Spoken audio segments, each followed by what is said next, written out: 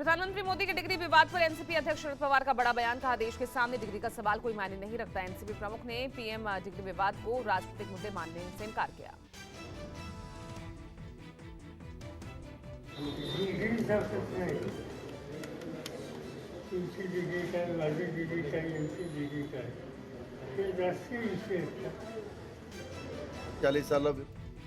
शरद पवार के भतीजे और वरिष्ठ एनसीपी नेता अजित पवार ने भी विपक्षी एकता की निकाली हवा। ईवीएम पर उठे सवाल को किया खारिज। कहा, ईवीएम में नहीं होती कोई छेड़छाड़। यूपी में निकाय चुनाव 4 मई और 11 मई को 2 चरणों में होंगे। चुनाव परिणाम 13 मई को आएंगे। प्रदेश के 760 नगरीय निकायों में कुल 14,684 पदों के लिए वोट डाले जाएंगे।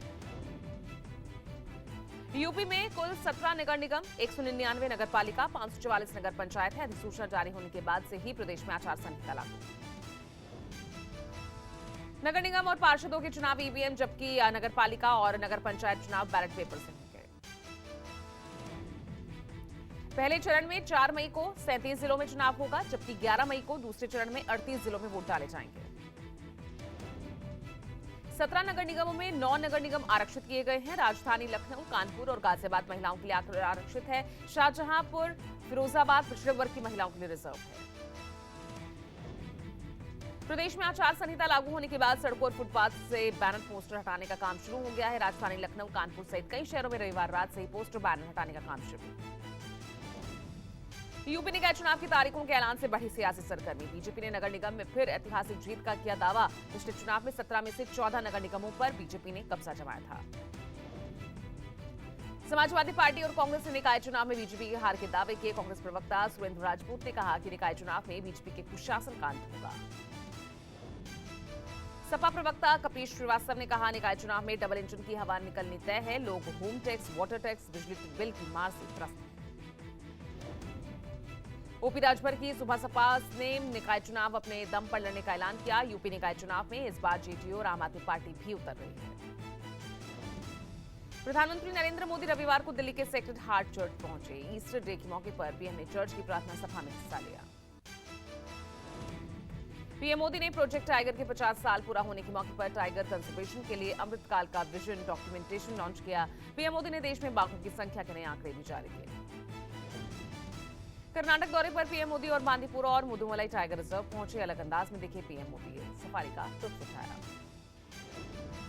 पीएम मोदी के टाइगर रिजर्व दौरे पर कांग्रेस ने तंज कसा। जयराम रमेश ने ट्वीट कर कहा, आज पीएम बांदीपुर में 50 साल पहले लॉन्च हुए प्रोजेक्ट टाइगर का पूरा क्रेडिट लेंगे।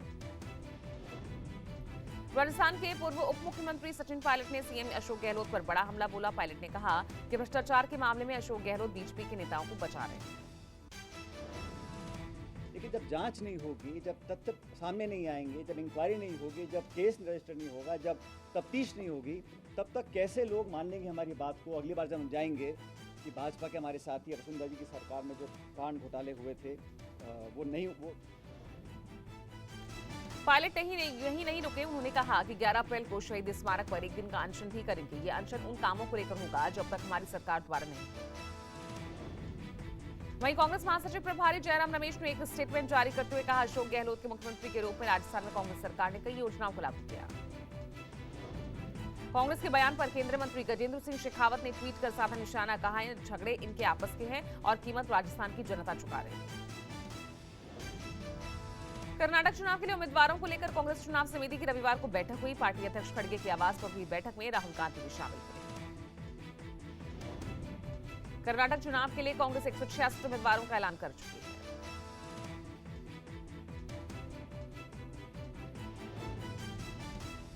अपनी 80% के करीब लगभग सीटों की घोषणा कर दी है। तो इसलिए हमारे यहाँ कोई जो थोड़ा बहुत तो वैचारिक मतभेद होता है, पर कोई बड़ा बवाल नहीं।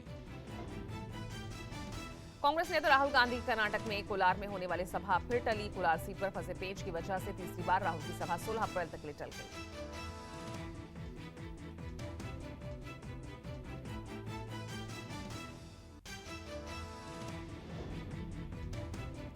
कर्नाटक चुनाव से पहले कांग्रेस का बड़ा दाव। पूर्व सांसद बीएन चंद्रप्पा को कांग्रेस ने बनाया कार्यकारी अध्यक्ष। अनुसूचित जाति से संबंध रखते हैं बीएन चंद्रप्पा।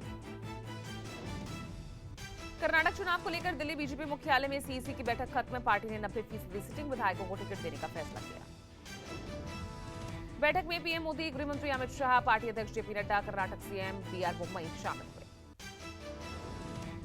कर्नाटक सीएम बसवराज बोम्मई शिग्गांव विधानसभा सीट से चुनाव लड़ेंगे। वहीं येदियुरप्पा के बेटे विजेंद्र शिकारपुरा से और सीटी रवि चिक्कमगलुरु से चुनाव लड़ेंगे।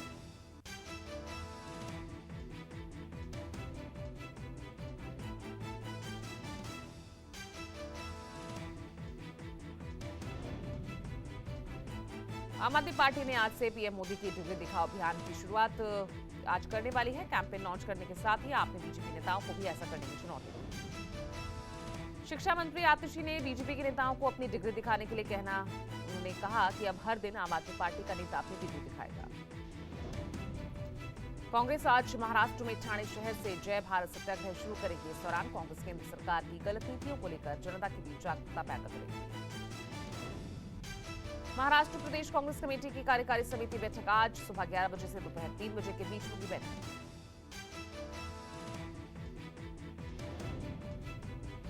रविवार को रामनगरी अयोध्या पहुंचे महाराष्ट्र के सीएम एकनाथ शिंदे रामलला के दर्शन किए। डिप्टी सीएम देवेंद्र फडणवीस भी साथ मौजूद रहे। अयोध्या में सीएम शिंदे ने देखा मंदिर का निर्माण कार्य। शाम को सरयू आरती में शामिल हुए। शिंदे के साथ उनके मंत्री, विधायक और सांसद भी मौजूद रहे। 2024 चुनाव को लेकर बोले एकनाथ शिंदे, कहा बीजेपी गठबंधन फिर से पूर्ण बहुमत की सरकार बनाएगा। अयोध्या से ऊर्जा लेकर जाएंगे और महाराष्ट्र में भी भगवा लहराएंगे। अयोध्या से लौटने के बाद लखनऊ में सीएम योगी से मिले महाराष्ट्र के सीएम एकनाथ शिंदे। सीएम आवास पर हुई मुलाकात में कई मुद्दों पर चर्चा हुई। एकनाथ शिंदे के सम्मान में सीएम योगी ने किया रात्रि भोज का आयोजन। शिंदे बोले, सीएम योगी ने हमारी आस्था की गौरव को पुनर्जीवित किया। 2 दिनों के नॉर्थ ईस्ट दौरे पर रहेंगे गृह मंत्री अमित शाह। कई कार्यक्रमों में होंगे शामिल। वाइब्रेंट विलेज प्रोग्राम का करेंगे शुभारंभ। अरुणाचल प्रदेश के सीमावर्ती गांवों की बीतू में वाइब्रेंट विलेज प्रोग्राम का आयोजन। गांव मुख्यधारा में शामिल करने की कोशिश। अमित शाह सीमावर्ती गांवों की महिलाओं की लगाई प्रदर्शनी में स्टॉल भी देखेंगे। 11 अप्रैल को नमती मैदान का दौरा करेंगे और वालोंग युद्ध स्मारक पर श्रद्धा सुमन अर्पित करेंगे। गृह मंत्री अमित शाह की बीथू में अरुणाचल प्रदेश सरकार की 9 सूक्ष्म पनबिजली परियोजनाओं का भी उद्घाटन करेंगे। इसके बाद आईटीबीपी के जवानों से करेंगे मुलाकात। राजस्थान में बीजेपी ने कांग्रेस के खिलाफ भरी हुंकार। आज गहलोत सरकार के खिलाफ जन आक्रोश और घेराव की तैयारी। बीजेपी प्रदेश अध्यक्ष सीपी जोशी के निर्देश पर प्रदेश भर में प्रदर्शन करेंगे बीजेपी कार्यकर्ता। प्रदेश अध्यक्ष सीपी जोशी भी शामिल हैं। 1.5 महीने बाद बिहार में फिर लगेगा मुख्यमंत्री नीतीश कुमार का जनता दरबार। बजट सत्र की वजह से टाला गया था जनता दरबार का कार्यक्रम। आज जनता दरबार में स्वास्थ्य, शिक्षा, समाज कल्याण समेत कई विभागों से जुड़ी शिकायतों की होगी सुनवाई। पटना में आरजेडी की इफ्तार पार्टी। मुख्यमंत्री नीतीश कुमार, डिप्टी सीएम तेजस्वी यादव समेत कई दिग्गज नेता शामिल हुए। इफ्तार पार्टी में पहुंचे सीएम नीतीश कुमार का तेजस्वी ने टोपी पहनाकर स्वागत किया। कहा, इफ्तार पार्टी देना हमारी शुरू परंपरा। इफ्तार पार्टी में जेडीयू अध्यक्ष ललन सिंह, चिराग पासवान और जाप के संरक्षक पप्पू यादव भी शामिल हुए। पूर्व सीएम जीतनराम मांझी भी मौजूद थे। इफ्तार पार्टी में पहुंचे मेहमानों का तेजस्वी और राबड़ी देवी ने स्वागत किया। चिराग पासवान के साथ राबड़ी और तेजस्वी की लंबी बातचीत। उमेश पाल हत्याकांड के आरोपी असद के 3 मददगार अरेस्ट। फरारी के दौरान छिपे में मदद की थी।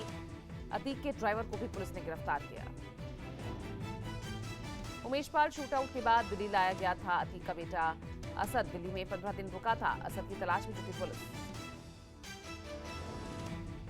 उमेश पाल हत्याकांड में माफिया अतीक अहमद की बहन और 2 भांजे अभी वांटेड हुए। साजिश में शामिल होने और शूटर्स की मदद करने का आरोप। अतीक की बहन और भांजियों पर भी नाम घोषित कर सकती है पुलिस। आरोपी जीजा पहले ही हो चुका है फरार। शूटर गुड्डू मुस्लिम गया था अतीक के घर, बहन के घर। राहुल गांधी पर मानहानि का केस करेंगे असम के सीएम हेमंता बिस्वा शर्मा। अटारनी को लेकर किए ट्वीट में नाम को लेकर नाराजगी। सीएम हेमंता ने कहा, 14 अप्रैल को पीएम के दौरे के बाद देंगे जवाब। राहुल ने जो ट्वीट किया वो अपमानजनक है। गुवाहाटी में दायर करेंगे मानहानि का केस। दिल्ली में एमसीडी में सदस्यों के नामांकन को चुनौती देने वाली याचिका पर सुप्रीम कोर्ट में आज सुनवाई। दिल्ली सरकार की ओर से दायर की गई है याचिका। दिल्ली नगर निगम में एलजी द्वारा 10 सदस्यों के नामांकन को रद्द करने की मांग है। मुख्य न्यायाधीश डीवाई चंद्रचूड़ समेत 3 जजों की पीठ सुनवाई करेगी। देश में कोरोना के बढ़ते केसेस के बीच आज सरकारी और निजी अस्पतालों में 2 दिवसीय मॉक ड्रिल केंद्रीय स्वास्थ्य मंत्रालय के निर्देश पर अस्पताल कोरोना के इलाज की तैयारियों पर की गई। देश में बढ़ते कोरोना संक्रमण के बाद अलर्ट मोड पर केंद्र और राज्य सरकारें। 3 राज्यों में लौटा मास्क, हरियाणा, केरल और पुडुचेरी में मास्क फिर से अनिवार्य। देश में कोरोना के मामलों में लगातार उछाल देखने को मिल रहा है। रविवार को देश में कोरोना के 5,357 नए मरीज आए। राजधानी दिल्ली में रविवार को कोरोना के 699 नए मामले सामने आए। दिल्ली में पॉजिटिविटी रेट 21% के पार। महाराष्ट्र में पिछले 24 घंटों में कोविड के 788 केस, 1 मरीज की मौत। मुंबई में लगातार छठे दिन 200 से ज्यादा मामले दर्ज। तमिलनाडु के फेक वीडियो मामले में बिहार के यूट्यूबर मनीष कश्यप की याचिका पर सुप्रीम कोर्ट में सुनवाई हुई। गुरुवार को टल गई थी सुनवाई। याचिका में मनीष कश्यप के खिलाफ दर्ज मुकदमों को एक साथ जोड़ने की मांग। तमिलनाडु में रासुका के तहत हुई मनीष पर कार्रवाई। प्रवासी मजदूरों की पिटाई का फर्जी ट्वीट करने वाले बीजेपी नेता प्रशांत उमराव की तमिलनाडु पुलिस के सामने पेशी। प्रशांत पर बिहार और तमिलनाडु में एफआईआर दर्ज। गोधरा ट्रेन अग्निकांड मामले में आज दोषियों की याचिका पर सुप्रीम कोर्ट में सुनवाई। आजीवन कारावास की सजा काट रहे कई दोषियों की जमानत याचिकाओं पर सुनवाई होगी। हावड़ा हिंसा में कलकत्ता हाईकोर्ट की ओर से बंगाल सरकार से मांगी गई है रिपोर्ट। बंगाल सरकार की याचिका पर सुप्रीम कोर्ट में सुनवाई। राजद्रोह मामले में शर्जील इमाम की जमानत अर्जी पर सुनवाई। दिल्ली हाईकोर्ट में सुनवाई होगी। निचली अदालत जनवरी 2022 में खारिज कर चुकी है जमानत अर्जी। आज अग्निपथ योजना को लेकर हाईकोर्ट के फैसले के खिलाफ याचिका पर सुप्रीम कोर्ट में सुनवाई। योजना को बरकरार रखने की फैसले के खिलाफ दायर याचिका पर सुनवाई। यूपी की कुंडा विधानसभा विधायक राजा भैया और उनकी पत्नी भानवी कुमारी का पारिवारिक और वैवाहिक विवाद अदालत पहुंचा। दोनों के बीच तलाक के मामले में दिल्ली की साकेत कोर्ट में सुनवाई। आज से 15 अप्रैल तक युगांडा और मोजाम्बिक के दौरे पर रहेंगे विदेश मंत्री एस जयशंकर। दोनों देशों से द्विपक्षीय संबंधों को मजबूत करने पर बातचीत होगी। सबसे पहले युगांडा जाएंगे विदेश मंत्री। National forensic science university transit परिसर का करेंगे उद्घाटन।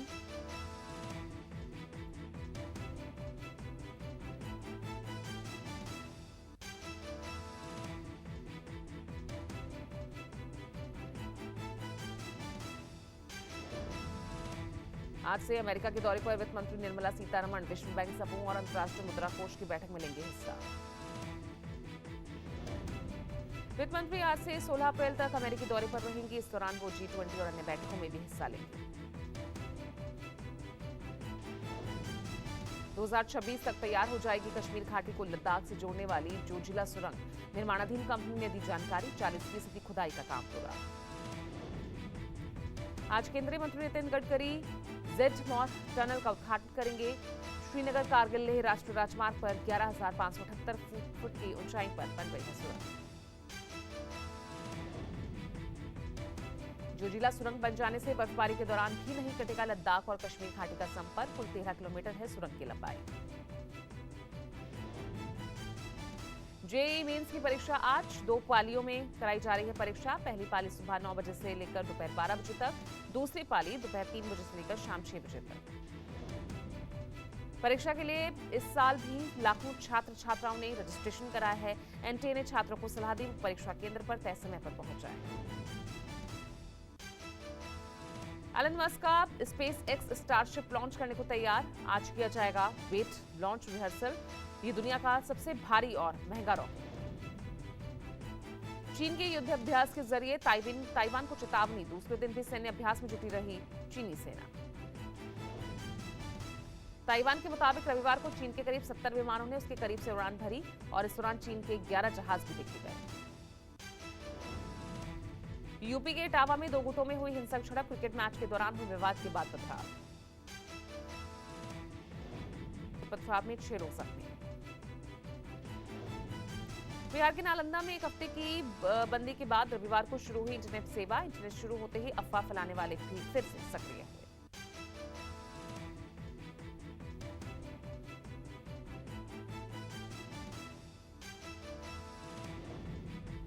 जम्मू के कटरा में होटल में काम करने वाली एक महिला ने फंदा लगाकर जान दे दी। परिवार वालों का आरोप, होटल में महिला के साथ हुई अनहोनी। पुलिस ने मामला दर्ज कर लिया है। इस मामले में हर एंगल से जांच कर रही है पुलिस। जम्मू कश्मीर के नियंत्रण रेखा पुंछ में एक बार फिर पाकिस्तान की नापाक साजिश नाकामयाब हुई, जहां भारतीय सीमा ने घुसपैठ की कोशिश करते हुए उसे नाकाम किया और सेना ने एक और आतंकी को ढेर कर दिया।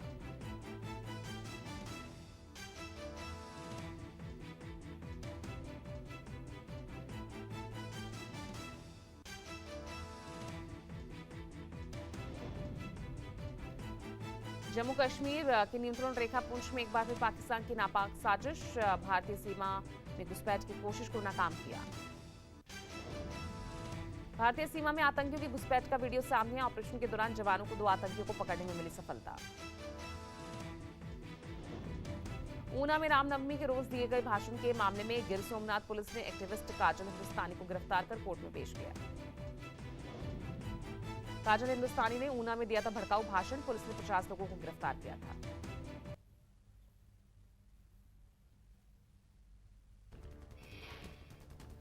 दिल्ली के सेक्रेड हार्ट कैथेड्रल में आधी रात में ईस्टर की विशेष प्रार्थना सभा का आयोजन किया गया। सैकड़ों की तादाद में लोग प्रार्थना करने पहुंचे।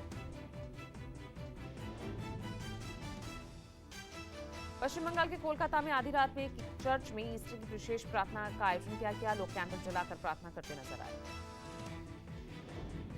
केरल के तिरुवनंतपुरम में चर्च में ईस्टर फेस्टिवल के चलते प्रार्थना सभा हुई। लोगों ने बढ़ चढ़कर चर्च में शिरकत की।